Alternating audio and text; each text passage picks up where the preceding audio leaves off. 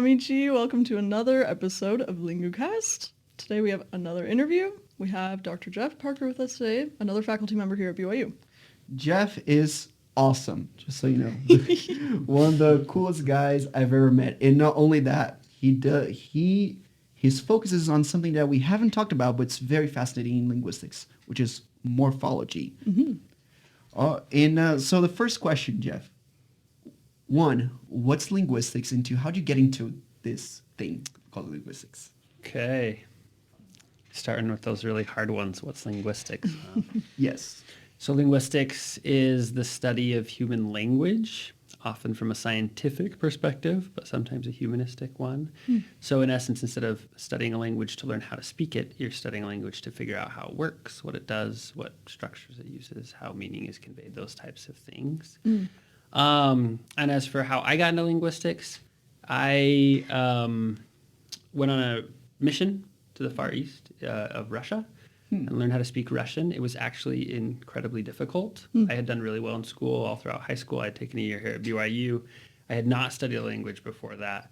And then when I got into the MTC and started studying Russian, I felt like a total failure. Like I did not excel at it at all. You're supposed to be learning however many words a day. I don't remember, 10 or 20 or 30 or whatever. And I'd be lucky if I could get one or two. And so it took me a long time to like wrap my head around it. And I eventually learned to speak it fairly well. And when I came back from my mission, I was talking to my mom, and she said like, oh, you really like this learning languages stuff, you should take a linguistics class. And so I said yes, because that's what you do when your mom says you should do something. And then I said, what's linguistics? Because I had never heard of it before. I didn't know what it was. And then that next semester I enrolled in an intro to linguistics class, and not necessarily related to my getting into linguistics. It's also when I met my wife, was over the Christmas break. Ooh. Yeah. And I found out she was also taking the Intro to Linguistics class, Wow. but a different section of the class. Oh. So I transferred into her section, which is risky, because if it didn't pan out, that would have been creepy. Sure. But it worked well, and we've been married for a long time and have 4 kids, and it's wonderful. So Amazing. we sat in the back of the class together and chatted that whole first semester. But you still decided you liked linguistics. I still like linguistics. I think I would have liked it even if it weren't for her being in the class, but it sure didn't hurt. Lovely. And how did you, once you were kind of into the world of linguistics, how did you, I guess once you became like a professor, how did you decide what to specialize in? So I didn't decide to do morphology. Well, I decided to do morphology when I was in grad school. I finished up, when I was finishing my undergrad, I was teaching at the MTC, teaching Russian at the MTC, and I took a language teaching methods class, and I really liked that. And I think this is a useful story. I like to tell students about this when they ask about grad school or looking at going to grad school. Because I applied for grad schools leaving here, having done linguistics in Russian, and having really liked the teaching aspect of it. So I was interested in second language acquisition at the time. I emailed a couple professors about working with them who did second language acquisition. So that's what I was planning on doing when I went to graduate school, and I went to Ohio State, and I was in the Slavic department, which made sense for second language acquisition. You teach the language in the department, in a language department. You teach the language, you get a lot of training in that respect. But when I got there, I had a few things change. One, a new faculty member was there. Her name was Andrea Sims. I took a class from her, and I really liked morphology. I didn't like second language acquisition as much as I thought I would, and I wanted to work with Dr. Sims. In fact, she's one of the authors of our morphology textbook, if you remember. Oh. And so at that point, I switched to doing morphology, which is a little bit ironic because one of the reasons I went to a language department was because I wanted to do second language acquisition. And by the time I had finished, my dissertation was really a linguistics dissertation with Russian as the data, as opposed to being like a Russian dissertation or a second language acquisition dissertation. So if I had known where I was going to end up in terms of research, I probably would have applied to a linguistics department instead. But if I had done that, I would never have met the mentor who actually helped change that direction. So it's always useful to have a plan, but also to be aware it might change in whatever way. That's cool. Like they usually say, have a plan, and then when you execute it, expect it to go wrong. Yeah, yeah. But you can't figure out what's wrong with the plan until you have one. Exactly. So always good. Always plan. Always plan and have your footage be basically go corrupted like happened to us. Yeah. See, these Like- guys made fun of me for having a plan. Look, I have notes. See, but It's true. I don't need to use them. I just wanted to have an idea of what was going to happen. So. So, what's morphology? Normally, when we talk about morphology in linguistics, the idea of morph is transform, right, into something, change. What is morphology, and what's so fascinating about it? Yeah, good question. So morphology, the morph in morphology is actually form, and we often talk about changes in form as part of morphology. But morphology literally just means the study of form. In fact, I was at a university event one time talking to somebody else I'd never met before, and he asked what I did, and I said, I do linguistics. He said, what in linguistics? And I said, morphology. And he said, oh, I do morphology too. And he was in the geology department. I was like, that didn't make a lot of sense unless you realize it's the study of form. So he studied the form of rocks. Morphology in linguistics is the study of the form of words. So this is how we create words, the parts of words, how we change words to express different kinds of information. And some languages do it more than others, and that's what makes it really interesting. Can you give examples of that? Sure. So in English, we don't have a ton of morphology compared to a lot of other languages, but we do have enough to illustrate a lot of things. So we can put endings on words to make different words. So we can take govern and make government or governmental or other things like that. And people like to talk about really long, fancy words like what's internationalism? No, what's a good one? What's anti-disestablishmentarianism? Just has a bunch of pieces, right? And we could break that down and have a bunch of different smaller words. So you can add pieces on that make new words, or you can add pieces on or change words to change their grammatical meaning. So you can take cat and turn it into cats to make it plural. You can take walk and turn it into walked to make it past tense.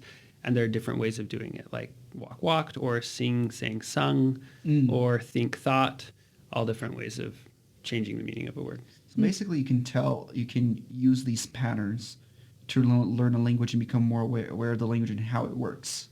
Yeah, exactly. And some languages that have a lot of morphology, it's really helpful because you can recognize and understand words you haven't heard before because you know all the pieces from other existing words. In English, we have the Latin morpheme re, right? It means it means again. Yep. So you can basically put that into a word and create a new word with that. Yep. So if you heard a word with re on the front of it and hadn't heard it before, you'd probably still be able to understand it, assuming you'd heard the other part of it, right? I use camelless as an example in class because camelless because we don't talk about camels that often, so most people probably haven't heard the word camelless, but nobody is confused. Well, unless I don't say it clearly enough. Nobody's confused about what it means once they've heard it all the way. It means you don't have camels. Camelless. Oh, okay. Sorry. I know I say nobody's confused. No, what are you talking about? Because I was thinking camellus, Lous. Oh, camellus. Yeah, I was that thinking would be. camellus. But see, there's another. That's a morpheme, right? But that's a little harder to kind of predict what that would mean. So what would that mean? Like if a camellus, like very camel-like, very camel-like? I guess, yeah. That's a little harder to envision than camelless, right? Uh-huh. But you know words like virtue and virtuous. So it would be an adjective relating to camels somehow. Yeah. So this is how like the study of morphology mostly focus on. Interesting. And have you seen and how does this connect with how humans perceive language and process language? So that's a lot to do with how we process language. In fact, there's a lot in morphology looking at whether or not people process the morphology of words when they're reading them or listening to them. So you might take a word like camellus, and the only way you could understand the meaning if you hadn't heard it before is to take apart the pieces and combine their meanings and figure out that it means whatever less and whatever camel means together. But words that we hear more often, sometimes we're more likely to just store them whole. That's faster for us, just cognitively, to store things and access them directly. And there are a variety of factors, attributes of words that kind of affect whether or not you're likely to have effects of having access to the word whole or having access to pieces. There's a bunch of different reasons, factors, but one is whether or not it's transparent what the meaning is from the parts, right? Camelless has to be not having camels. But we do have some that aren't very transparent. So like awful is a fun example because it doesn't now mean full of awe, right? When you say something's awful, it doesn't mean it fills you with awe. But that's actually where it came from, was this like grandiose structures that were both beautiful and terrifying at the same time, like big and overwhelming. So they filled you with awe because they were grandiose, but that was also a little terrifying because it made you feel small. And so it shifted meanings from making you full of awe to being terrifying and awful. So it's no longer transparent that it's full of awe, but we still say it and use it all the time, but we're likely to just kind of store that separately as its own whole thing, and that's how you get the meaning out of it without taking it apart. Interesting. So thinking like, so there's awesome, which is, it has awe, and it's full. It could be something similar as awful, and then we have awful, but we cut out the e, but we can still trace the root to that. Yeah. And that's in the spelling we cut out the e, but we still say it the same way as we do in other things, like as in awe or awful or awesome. In two things. First of all, how's morphology connected to orthography and how people write things? And I was like, oh, write this way, but then again, we usually forget what things mean, like awful. And after the question, can you give some cool morphological patterns that you notice in other languages of the world? Sure. So how is it connected to orthography or spelling? Yes. It kind of differs depending on the language. Some languages have a little more transparent orthography and some have less transparent orthography. English, we've had a variety of historical things that have affected it, including a lot of borrowings in French. So then we codified the spelling system when these borrowings hadn't quite worked their way into the system completely. Oftentimes, though, the way we speak changes faster than the way we spell. So spellings often reflect historical things. So, for example, you have words that are spelled with KN at the beginning, like night or knife. Those used to be a different sound in English. So night as in the knight in shining armor and night as in it's nighttime, let's go to bed, used to be said differently. But even though the sounds changed and they became the same, the spelling didn't. So that's why we have some differences in spelling that don't actually map to how we say things. And some things actually, so that's kind of the relationship between spelling and orthography. Sometimes spelling tells you something about the history of the word. Sometimes occasionally it does affect how we think about the morphology of a word. I'm not sure if I can think of a good example here, but sometimes people will look at the spelling of a word and therefore assume it means something even though that's not necessarily true. Or misparse, or we call them folk etymology sometimes, where you think something means something, but it doesn't actually. Historically, it doesn't mean that. So there are some fun ones. Oh, here's an example where spelling kind of plays a fun role. The word mouse. Mouse. Yeah, we've played with this one before in class. I know you both probably remember this, but the plural is mice. Or it could be mouses. And most people are pretty confident that it's mice, especially when we're talking about rodents. But as soon as we talk about devices with a computer, people are less certain. Do we like mouses or mice here? Right. Interesting. Any preferences? I think mouses. Mouses, computer sound mouses. Yeah. And then with people still like mice, I like to tell them that it stands for manually operated user selection equipment. So it's an acronym. And then see if they still like mice better, because then it messes up the acronym. But mouses doesn't. And then I see if that changes their mind, and then I tell them again after that it actually doesn't mean that. Somebody just made that up based on the spelling, that it actually is called a mouse because it looks like the rodent, like the little thing with the tail, and then see if that changes their opinion again, right? So the spelling, we could spell that other ways, but because it's spelled that way, we can make up that acronym, and that might affect how we perceive, like, oh, well, maybe the plural should stay mouses, not be mice, even though that's how we use it when it's actually talking about the rodent. It reminds me of the example you gave in class about the singular of lice. Yeah. Louse. Yep, it's louse, but not everybody knows that, and sometimes people come up with interesting things. There's a Are You Smarter Than a Fifth Grader clip where they have to write down the singular of lice, and the fifth graders all put lie. As in you just take off the S, right? Because you just add an S when you make a plural, but it's not really that. In a question is, if the plural of and how come dice? How come there's dice? How come the singular is not douse? Yep. In analogy to lice, louse, it should be, right? Yeah. How come it's not? Yeah. Because it's not really related. Well, you asked about how processing things affects things. So here's a good example. We can use mice again. If you want to say something is infested with mice, but put mice or mouse before it, do you like mouse infested or mice infested? That house has a ton of rodents in it. It is Mouse infested, mice infested. Which one do you like? Mice infested. Mice infested. At least for me. So you get people liking both of those to similar degrees, okay? But now let's go one step up in how big the rodent is. So now we have a rat. That house is Rat infested.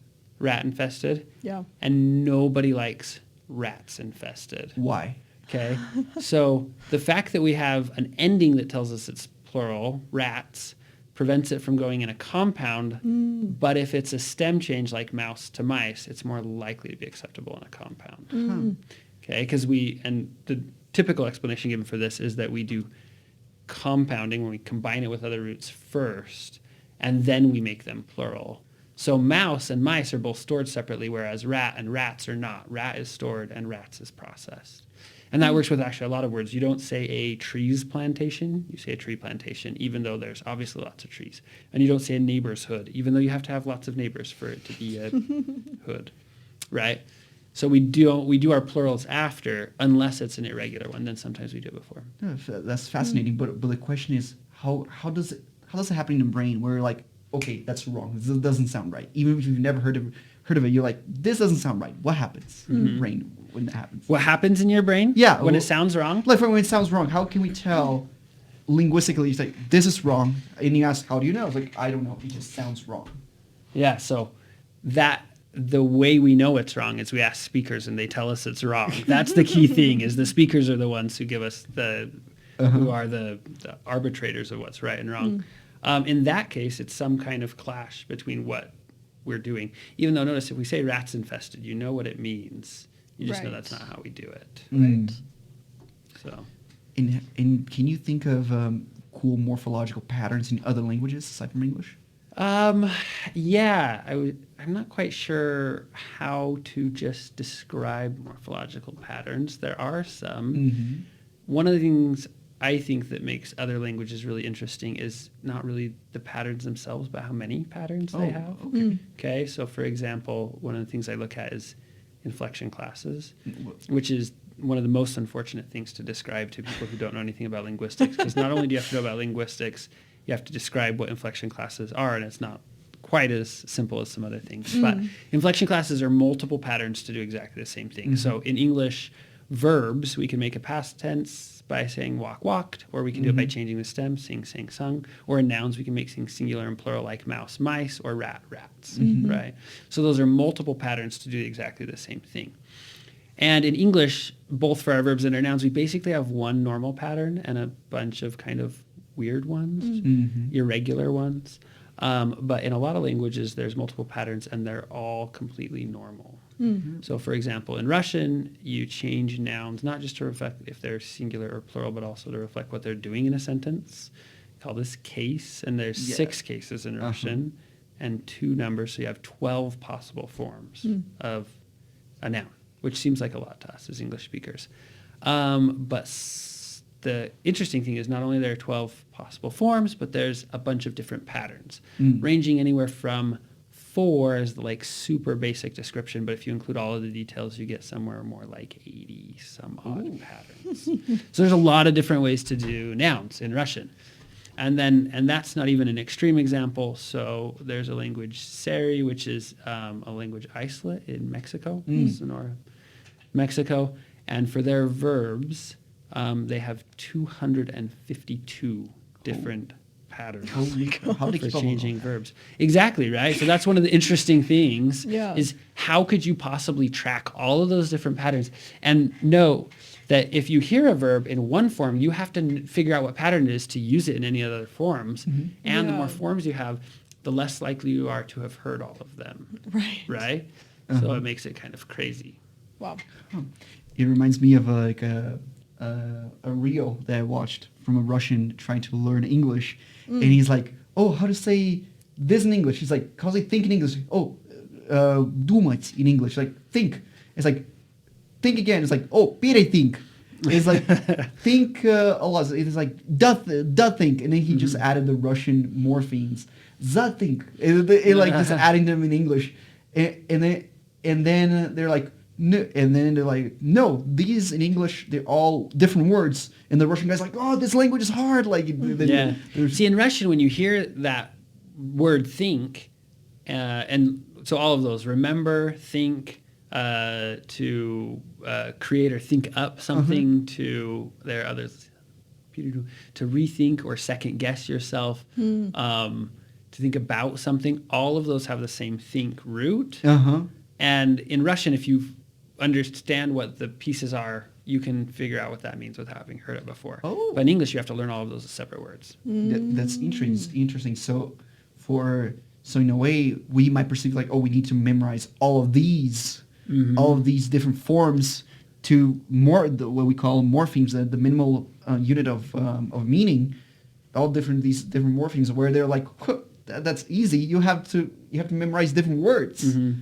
Yeah, memorize is another one. It's the same word as to learn. So you vyuchit. So uchit is to learn, and vyuchit is to memorize, which makes a lot of sense because you're just learning it in a certain way. But in English, you have to memorize 2 separate, totally different words: learn and memorize. Oh, Interesting. That's fascinating. So could you tell us maybe a little more about the research you do? And is it like, I don't really know how to ask this question. Is it like strictly morphological, or does it kind of involve overlap with other areas of So I do a linguistics? couple things. I look at complexity in inflection class systems. So that's this idea of like, if we have a bunch of different patterns, how do we figure out which one? And I've looked at some really closely, like Russian, both in terms of doing some statistical things, calculating measures of complexity of the language, and testing how it affects speakers. Like, oh, this complex in this way. How does it affect how they process things? And I've also compared across languages. So how is it that if you have 250 patterns, you can still figure out which one's which? Yeah. And it turns out there are certain aspects of systems that seem to arise and persist that allow speakers to maintain the ability to predict words at some level of certainty. Wow. And that is really fairly strictly morphological. In fact, one of the things that's interesting about those inflection classes is they don't mean anything. So most things in linguistics, you can say, oh, like there's this ending, it means this, or like, oh, there's these differences between these words, it means this, or like, oh, we move these words in this construction, and it changes the meaning in some way. Or even like, oh, people who are these type of people say it this way, and these type of people say it that way. So there's like a functional difference between the two because it tells you something about the speaker. Inflection classes mean nothing. That's what makes them interesting to me, is they're totally useless. There are plenty of languages that don't have them at all.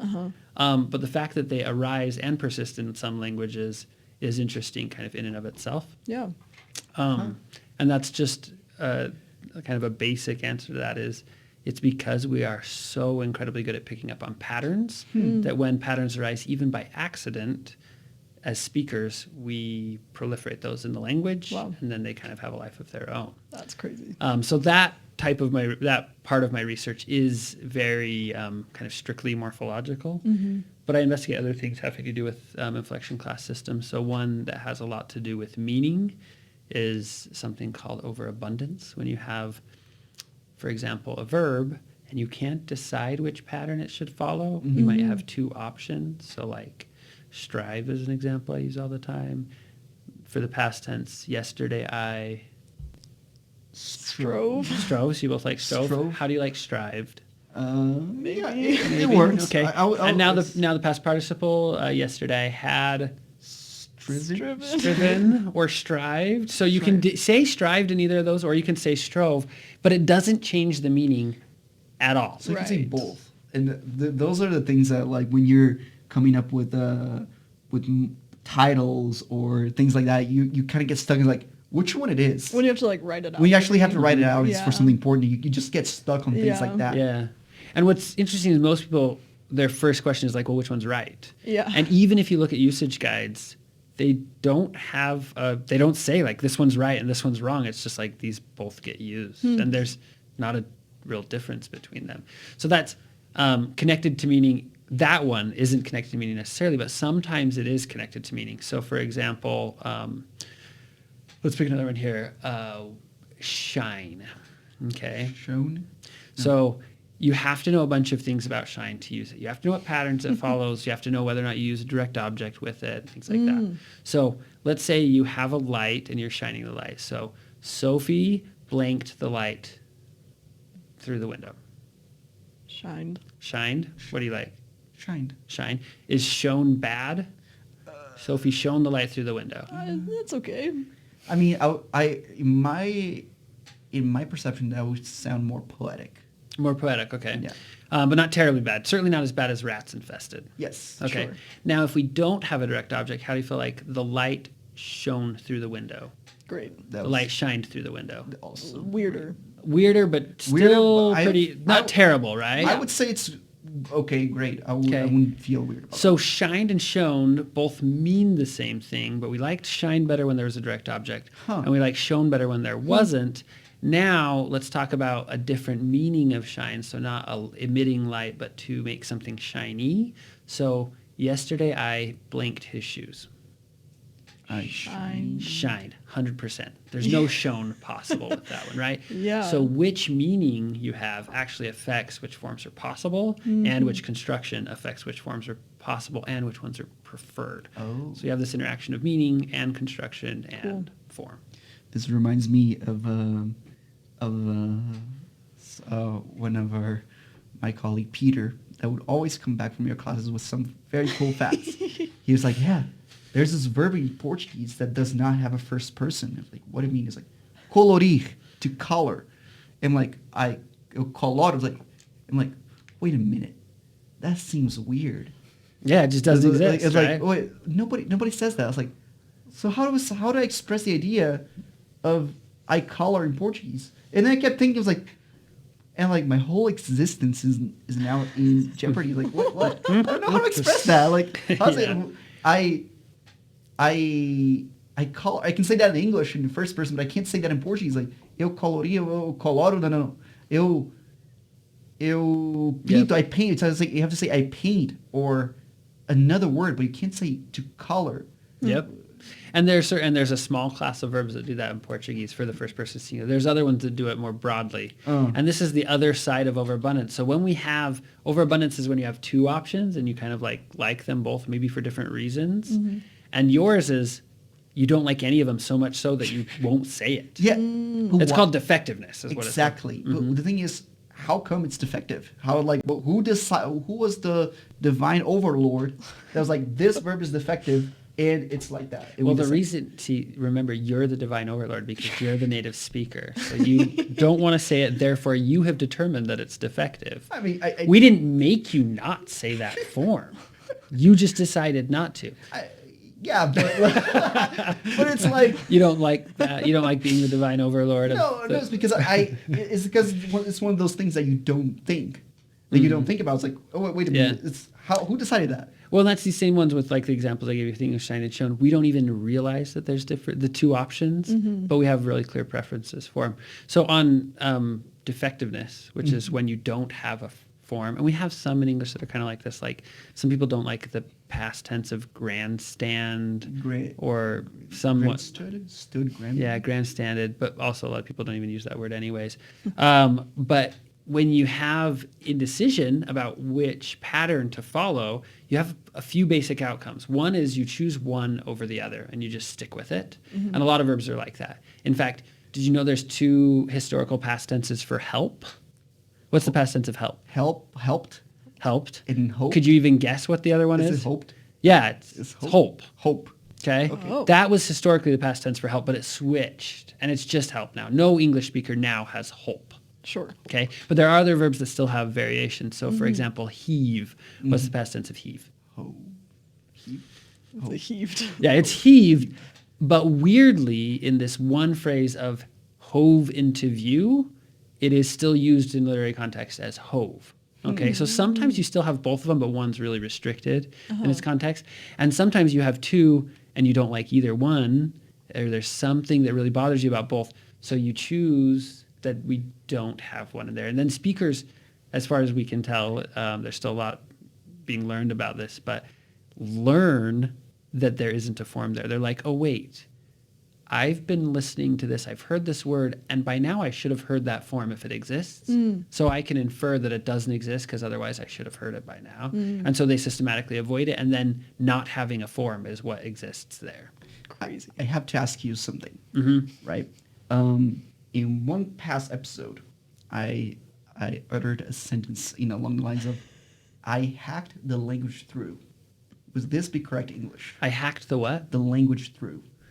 What do you mean by correct? I mean, by Help me correct, understand what what you I mean mean by correct. would it be acceptable in the eyes of a native speaker? Ask Sophie then. I asked her, And she was she like, said, I don't know what she Sounds a little strange. It sounds a little sounds strange. weird. Yeah. It sounds weird. And I'm like, So- well, that's German. I'm like, how come how come I added a German separable prefix in this sentence? I don't know. Because I've been using German a lot, so is there like a lot of I wouldn't be able to do that in Portuguese. No. No, but like, how come? Is it because that like? Well, Portuguese is your native language, right? It So is. You probably wouldn't do it in your native language. But I wouldn't do it in my native language. But then again, So English and German are closer to each It's other. closer, so that and they're plays a role. both non-native for you, so that's both of those are probably playing a role. That plays a role too. But do you think that similarity in a language might say, okay, this morpheme through, they can. It feels like a separable prefix in German, like Deutsch, and I just can add the feels for me. Well, we do can have add- a lot of words right. that do that, right? To Yeah. wake up. Wake up, yeah. The up doesn't have a noun after it. It is part of that verb, but we put it there. So, yeah. But we don't do it as We native don't do it. speakers. So, in that sense, no. I've been doing a lot of stuff that Portuguese native speakers wouldn't do, but because I brought stuff from Spanish. But yeah, okay. Yeah, that happens. So can you talk about Noam Chomsky, his contributions to linguistics? Sure. So Noam Chomsky is often talked about as the father of modern linguistics. What he did in the 50s, nobody had been doing before, and looking in terms of some of the arguments he made about syntax. So people hadn't looked at syntax as systematically as he did, and he came up with the theory of generative grammar and the language faculty, the idea that we have something innately in us that carries linguistic ability with it, and that we have to just basically learn how the language we're learning works, but that languages are similar to each other enough that we're just kind of setting parameters is one of the versions of the theory. And that really revolutionized the field of linguistics. It made it more scientific, though people today push back on how scientific some of his things are, because when confronted with counter evidence, he ignores it, which is not a principle of being scientific. But put forth theories that are more testable and more scientific than things had before, and really brought a lot of importance and people to linguistics. So he really had a huge impact in that way. Although nowadays there are a lot of people who disagree with a lot of the things he said then, and some of his claims he's continued to make as he's changed them and refined them over the years. Can you talk about the Piraha language? Yeah.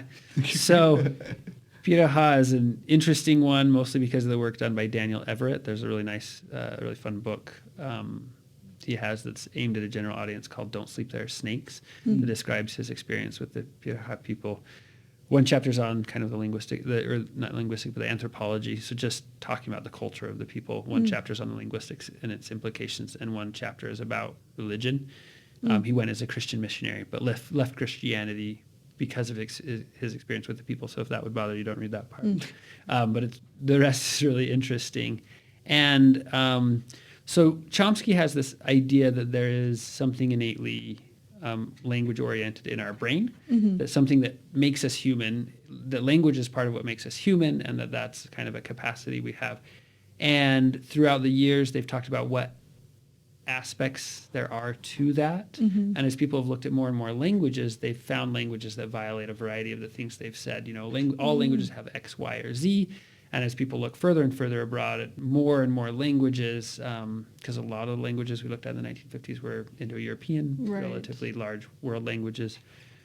When we got into all of the language diversity, those things kind of whittled down. And Chomsky made this more recent claim with a couple others that language is recursive, and that's kind of one of its core fundamental traits, that you can create things by combining things and doing it again and again and again. You know, you have pieces that you combine to make words, that you wouldn't use that for recursion. And then you have words that you combine to make sentences, and those sentences you can combine with other things to make bigger sentences. Right. Piraha is interesting because Daniel Everett argued that it doesn't have recursion, which fundamentally, if that's true, is a counter to that main claim of Chomsky. It also has a bunch of other just really interesting things that kind of make you think twice about what language is and what it has to do. So Piraha doesn't have words for color. You always describe colors using other words like, oh, it looks like blood, or it looks like dirt. That's how you'd say something's red or brown. Right. It also doesn't have numbers, or at least not the kind of precise numbers we talk about. So there are count distinctions like one, some, and many.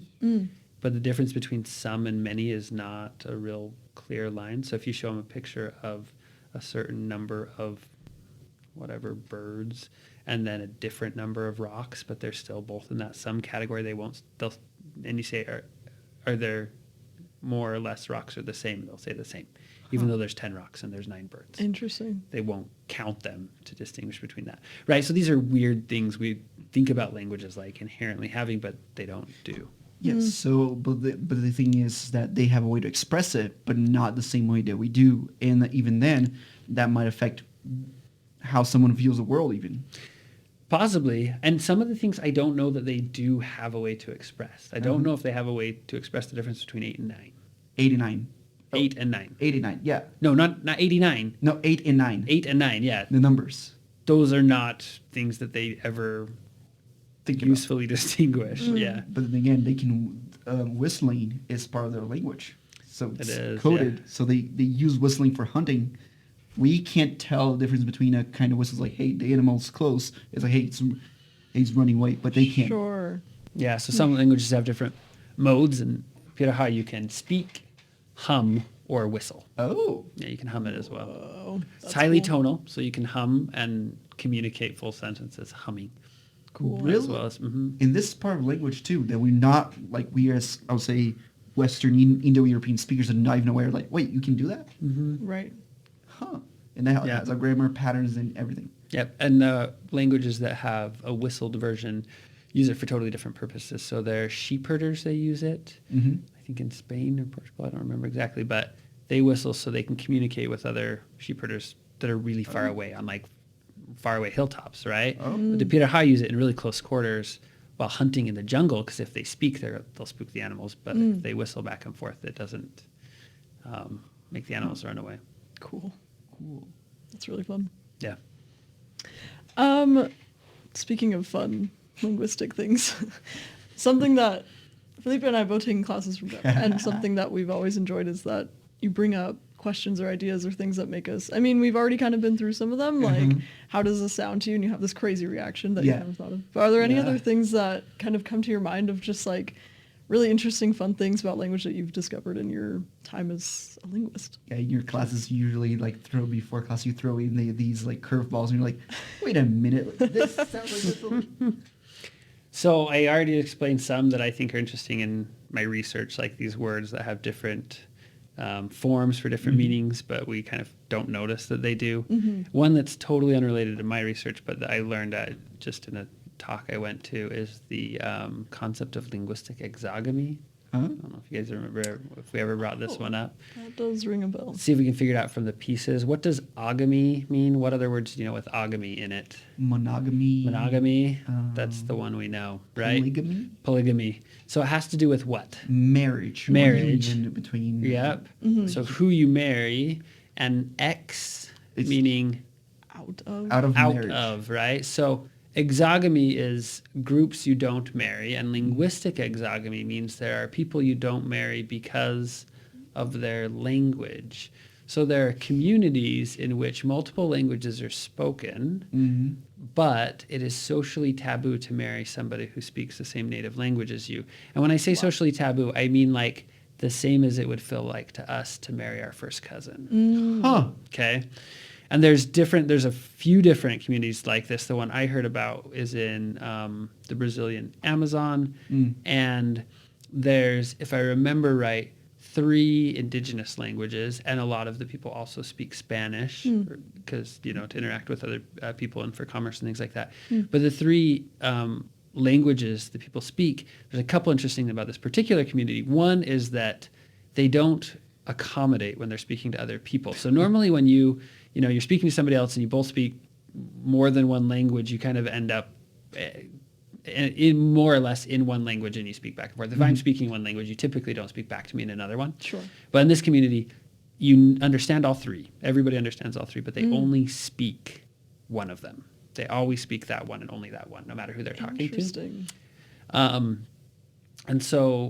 And that's the one that determines who you're allowed to marry. So whichever one you speak, you're only allowed to marry somebody who speaks one of the other 2. Crazy. So in every home where there's a mother and a father, they speak 2 different languages, and their children both learn them from them and learn the third one in the community, just like a kid who, maybe in Utah grows up speaking Spanish at home and goes to school and learns English, right? They get the 2 different places. You get all 3, and one of the most fascinating things about it to me is it's not like the girls pick their mom's language and the boys pick their dad's language. It's like you ask them why they chose that language, and they'll say things like, it just felt like me. Like, just part of coming of age is picking which language and then sticking with it. And that determines your marriage prospects. Because if you pick the same language as somebody else, Game out over. of the question. Yep. I'm pretty sure a lot of them are like, I don't like that person, so I'm going to pick them. They don't go. Yeah. And as in many decisions in life, making them based on your, elementary school crush, probably not a good decision. Wow. Fascinating. That's really cool. Another thing that you mentioned in class that I kept thinking is like, how does it sound obnoxious when you pronounce loan words from other languages in what constitutes that? That one like made me think like, should you say tacos or tacos? I mean, nobody says tacos. Tacos. But people do say Chile. Like, Chile. when I went down to Chile. Right? Chile. Or like Barcelona. It's like, how does one decide? Maybe some people do say tacos that way. I shouldn't say they don't. I haven't heard that one, but I have heard, yeah. But how does one decide? It's like, okay, this sounds weird. You shouldn't say that. That sounds like kind of like eh. Or one's like, okay. Because I've seen people, normally from my experience, I've seen people doing that when they know the language, but at the same time, I've talked to Brazilians, for example, something like, instead of saying Rio de Janeiro, how we would say, it's like Rio de Janeiro. They would actually make the rhotic English R. Right. And then ask them why, and they're like, it feels easier to have the English phonology just come in there because I'm speaking English. When I change it to Portuguese, then it comes. It comes out. How is like one process like this is appropriate, not appropriate for that? I think it differs by person, and some people really like saying it that way because it shows that they have experience with a particular language or culture, right? But then equally to other people, that can feel pretentious. So I think there's a decent balance for, appreciation of a culture and place and not being too pretentious about it. Like, for example, how would you say, like, normally the word has to be recognizable too, so people understand. Right. So would say, like, oh, I just came from a trip from Novgorod. Would you say Novgorod or Novgorod? I'm not a good one to ask for that. I don't ever say that one in English. So we don't do that with just any word, right? We do ones that are cognate, that are largely the same. And some of them, when you get used in another language, actually take on a different meaning. So do you know what a shapka is? A shapka is like a little hat. It's like hat. Yeah, it's like a big fur Russian hat, right? But in Russian, it just means hat. Oh. Right. But that's the Russian word for hat. So the classic Russian hat is what we use that to mean in English. Interesting. And they sound really, really similar. But other ones like babushka, right? Means grandma. Grandma. But in Russian, it's babushka. It's just Babushka. different stress. Oh. And it actually sounds terrible in Russian if you say it with the English stress. Interesting. So it's hard once you learn Russian to come back and say it the other way because it like legitimately sounds terrible if you say it that way in Russian. And I think a lot of them are like that, right? If you said Rio de Janeiro when you're speaking Portuguese, you'd be like, what? Yeah. Why did you just switch to English? That's awful. Yeah. Yeah. Sometimes, like with things, there are situations where you just cannot run away from the Portuguese. Like the word São Paulo, you have to say it with the nasal diphthong, São Paulo. But a lot of people's like, oh, Sao Paulo. I'm like, okay, they probably don't know Portuguese, so they can't do it. But Yeah. a Brazilian would not say Sao Paulo. Right. They would just do the nasal diphthong, São Paulo. Right. Yeah. Well, it's a different vowel too, right? So if you have like the San Rafael swell, that's just in southern Utah. It's San, but it's spelled the same way as San Paulo.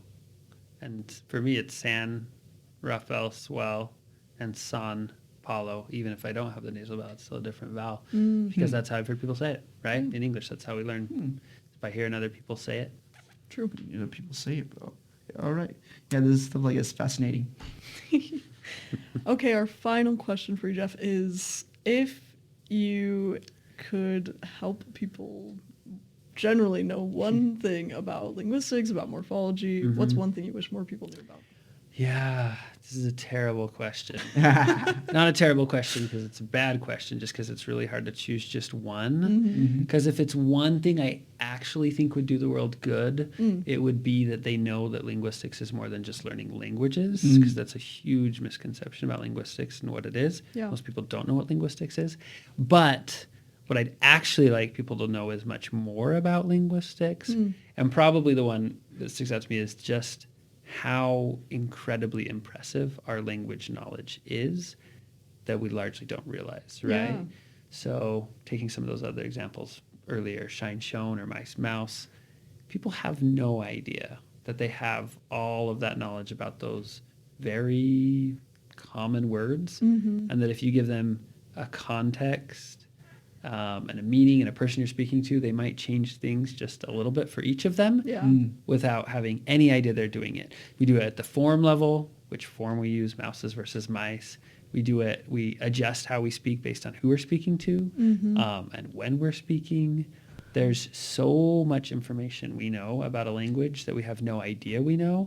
And just knowing that we know all of that and how systematic it is both impressive of speakers and just plain interesting. It is. It reminds me of another interview with Dr. Stanley where he's like, people made people were not aware that they were doing this. Right. They were doing this, and when they pointed out, they got insecure. Right. And sometimes we can be impressed by our own knowledge. Oh, we yeah. can be happy that we know so much about language. Yeah, it's like, whoa, yeah, I do know that. That's pretty cool. Yeah. So one effect in morphology that's really cool, So see if we can get this clear enough. So there's a paper called There's Corn and Corner but Not Broth and Brothel. That's the title. Do you remember this one? And we talked about this one in class. Vaguely. So there are words like, let's see, what's the ER one they use? Corner. We'll just do run. I don't know if there's any reason to do that, but runner. Okay. Runner. The ER means someone who does X, right? There's corner, where corner does not mean someone who corns. Right. But it does have corn and it does have in it. Yeah. And then there's brothel, where brothel has broth in it, but L doesn't mean anything in English, else in other words, on its own. And they find different effects for each of those. So if you're doing a processing task and you show somebody run, it changes how fast they read runner after that, because they've just read run. And when they read runner, it's part of it. It also changes for corner, but only for the first couple hundred milliseconds. Okay. So in the first couple hundred of milliseconds of seeing a word, and that's a very short amount of time, Right. you are subconsciously taking the word, taking it apart into all of the possible pieces it could be, finding ones that match the pieces in your language, and trying to see if the meaning of that word matches the meaning of those combinations of pieces. Oh. Crazy. Okay. But if you do it on a long enough time span where you saw corn earlier in the experiment and you had enough time to access its meaning, then you access it later, you don't get an effect because the meanings don't line up. And brothel doesn't have an effect whether it's early or late. Interesting. Because brothel, even though there's broth in there, there's no L in English. That means, so in the first couple hundred milliseconds, you've already taken a word and said, what are all the possible ways I can divide this? And after, and by the way, there's a lot of ways to divide any given word, right? Corner could be co is Right. one, right? But we ignore that because it doesn't work. We do see that corn and are both parts. And by just a couple hundred milliseconds, you've decided that that doesn't work. And you've even decided before that brothel doesn't work, because even though there's broth there, there's no L. Crazy. All in just milliseconds every time you hear a word. And the thing is that you can predict these patterns, what's happening in the brain. Yeah. Insane. So cool. The language is fascinating, and especially for obviously the effect might change if you're a language learner or if you're learning that as a second language. Sure. Yep. In fact, most of the studies I've seen, when they do it with second language learners, the second language learners, as they get more proficient, start to get closer and closer to the native speakers in terms of the effects. Cool. Not always the case, but Not always. pretty much. But yeah, that was Jeff Parker, the legend. Thank you so much, Jeff. Thank you so much. You're welcome. Thank you, guys. Guys, that was it. Another episode of Lingucast with the amazing Jeff. We learned about morphology and how you're not aware of language. And so when you're learning another language, keep that in mind, of these little secrets that are lurking in the dark. Thank you so much. Bye.